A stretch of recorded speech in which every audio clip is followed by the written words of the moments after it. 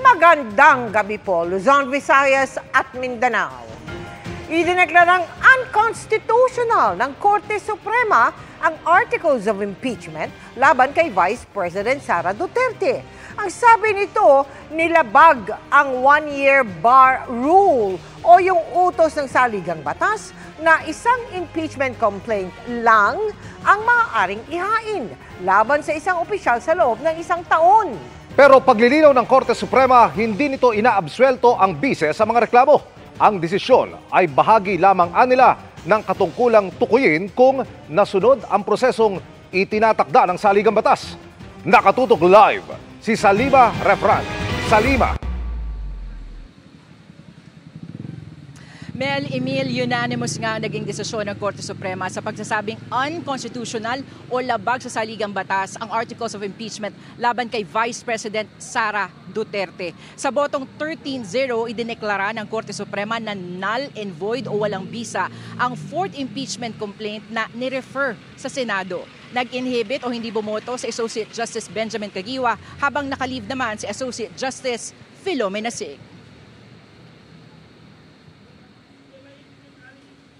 Dalawang pinunto ng Korte. Una, ang fourth impeachment complaint ay labag sa one-year bar rule ng konstitusyon kung saan isang impeachment complaint lamang ang maaaring ihain laban sa isang opisyal sa loob ng isang taon. Tinukoy ng Korte ang naunang tatlong impeachment complaint na hindi inaksyonan ng Kamara.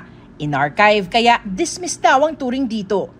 Sinabi sa desisyon ng Korte Suprema na ang one-year bar rule ay naging epektibo simula nang i-dismiss sa mga reklamo. Kaya maaari lamang mag-file muli ng impeachment complaint laban kay Duterte sa February 6, 2026. In a unanimous decision today, July 25, 2025, the Supreme Court en banc declared the articles of impeachment against Vice President Sara Duterte unconstitutional. Number 1, it said that the articles of impeachment, which was the fourth complaint, violated the one-year period ban because there were 3 complaints that came ahead of it. And although Congress was able to include it in the order of business, it did not refer it to the proper committee within the 3 days because they had to adjourn. So the Supreme Court said that they archived it, and as a result, it was terminated, therefore deemed dismissed. Pangalawa, labag din daw ang fourth impeachment complaint sa right to due process ng bise. Nilitanya ng Korte ang mga due process requirements sa impeachment procedure. Dapat daw ipinamahagi sa lahat ng mga kongresista ang mga ebidensyang sumusuporta sa articles of impeachment. At dapat nabigyan sila ng sapat na panahon para makapagpasya kung susuportahan ito o hindi.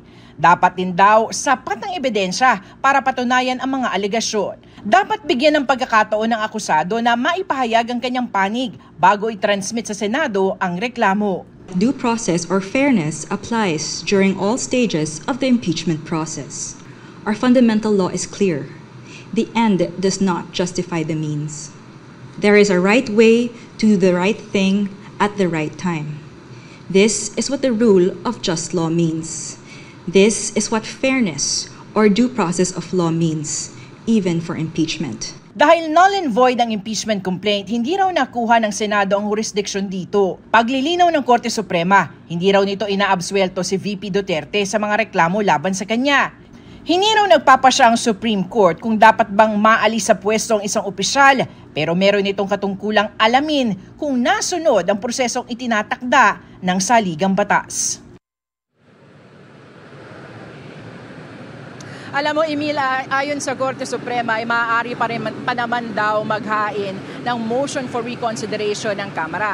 Pero immediately executory na raw ang desisyon nito. Yan muna latest mula nga dito sa Korte Suprema sa Maynila. Emil. Maraming salamat, Salima Refran. Nang aprubahan ng plenaryo ang ika-4 na impeachment complaint laban kay Vice President Sara Duterte, na-archive ang 3 naunang reklamo na nakahain sa Kamara.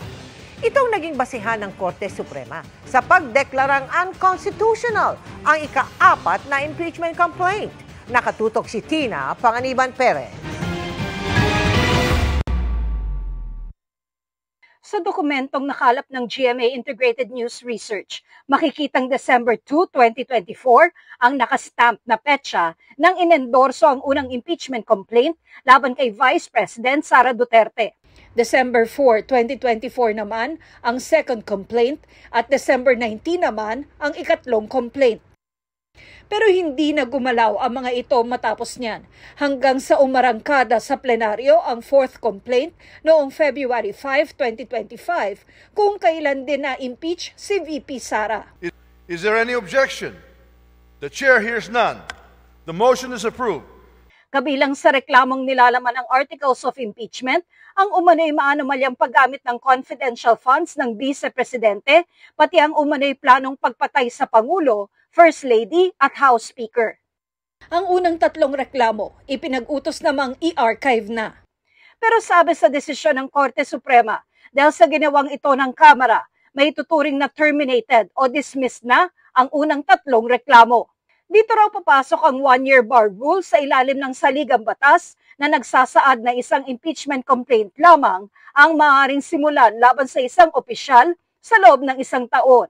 Sabi ng Korte Suprema, nagsisimula ang one-year bar oras na madismiss o hindi nabuhay ang isang impeachment complaint. Dahil matuturing na dismiss na ang unang tatlong complaint noong February 5, 2025, hindi raw pwedeng magsimula ng panibagong impeachment complaint ng mas maaga sa February 6, 2026. Para sa GMA Integrated News, Tina Panganiban Perez, nakatutok 24 oras. Gagawin daw ng Kamara ang lahat ng remedyo para protektahan ang kanilang mandato matapos ideklara ng Korte Suprema na unconstitutional ang Articles of Impeachment laban kay Vice President Sara Duterte. Sabi ni House Spokesperson Princess Abante, ang House of Representatives ang tanging may kapangyarihan para magsimula ng impeachment. Dagdag ni Abante, kung papayagan ang pangimasok ng hudikatura sa pagsisimula ng impeachment process, nalalagay anya sa alanganin ng prinsipyo ng checks and balances. Hakbang na politikal na nakaugat sa people's will anya ang impeachment. Hindi raw dapat ito patahimikin ng anumang teknikalidad. Hindi pa raw nila natatanggap ang kopya ng desisyon ng Korte Suprema pero pag-aaralan nila ito oras na makuha nila ito. Tumanggi rin muna magbigay ng pahayag sina House Prosecution Panel members Bel Zamora at Lawrence Defensor dahil hindi pa nila nakikita ang desisyon. Hindi pa raw nababasa ng Malacanang ang buong nilalaman ng naging pasya ng Korte Suprema na labag sa konstitusyon ng Articles of Impeachment laban kay Vice President Sara Duterte. Pero ang panawagan ng palasyo, igalang ang desisyon ng Supreme Court at ilaan ang tiwala sa ating institusyon.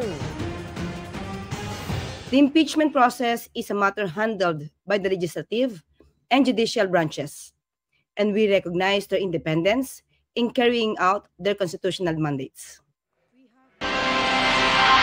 Reaksyon naman ng defense team ni Vice President Sara Duterte, ang desisyon ng Korte ay pagpapatibay sa dati na nilang iginit na nakakalas sa konstitusyon ang ika-4 na impeachment complaint.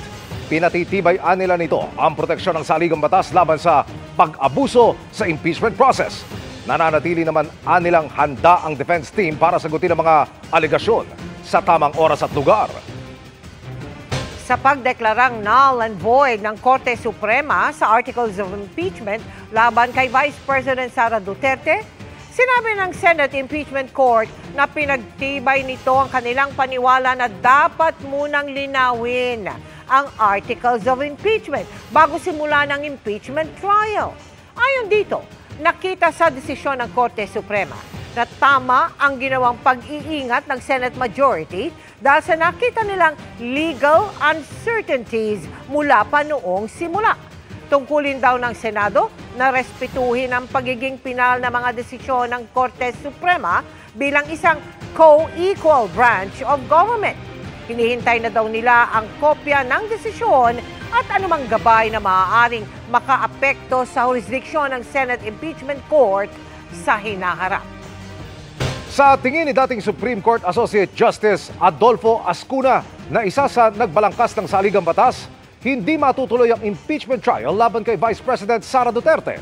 Kasunod dyan ang pagdedeklara ng Korte Suprema sa Articles of Impeachment bilang unconstitutional.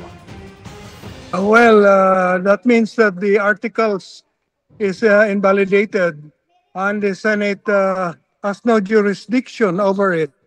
Hindi po matutuloy yung trial. They did not refer it to committee. So, ang akala nila, hindi na-initiate yun. So, they can initiate a fourth one. And that is what they did. But the Supreme Court said that it is deemed initiated na rin dahil they are supposed to refer it to a committee in 10 days, 10 session days. So, if you fail to refer it to a committee as required by the Constitution, counted na rin yun as a initiated complaint.